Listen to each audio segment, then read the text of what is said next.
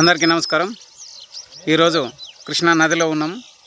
ఎత్తిపోతల పథకం బి దగ్గర అంటే దాదాపుగా కొన్ని ఊర్లు కొన్ని గ్రామాలకి సరిపడే రైతులకు సరిపడే నీళ్ళు లేక కృష్ణమ్మ వెలవెలబోతుంది.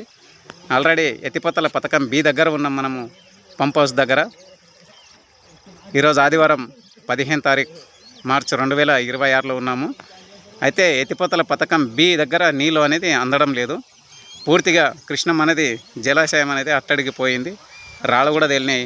ఏమాత్రం పంప్ హౌస్కి నీళ్ళు అందడం లేదు అని రైతులు కూడా ఆవేదన చెందుతున్నారు. కాబట్టి ఖచ్చితంగా కూడా పై అధికారులు దీనిపైన దృష్టి సారించి ఖచ్చితంగా నీళ్ళు వదిలే ప్రయత్నం చేయాలి.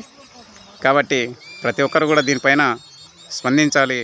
ఎందుకంటే ఒక్క ఊరు కాదు, 5 గ్రామాలు కూడా వరి పంటలు వేసుకొని ఉన్న రైతులు ఉన్నారు. దగ్గర ఈ లిఫ్ట్ కిందనే 2000 నుండి 3000 వరకు ఎకరాల భూమి సాగులో ఉన్నట్టు అంచనాలు ఉన్నాయి. కాబట్టి ప్రతి ఒక్కరు కూడా దీనిపైన స్పందించాలి.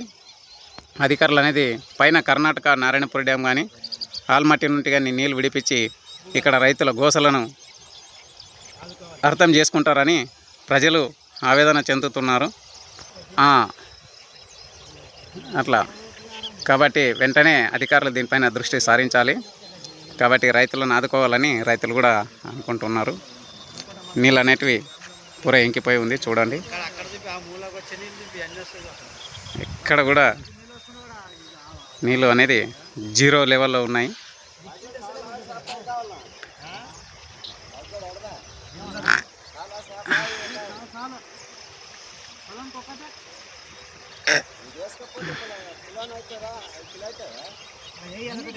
ఎన్ని కిలోలు అవుతుంది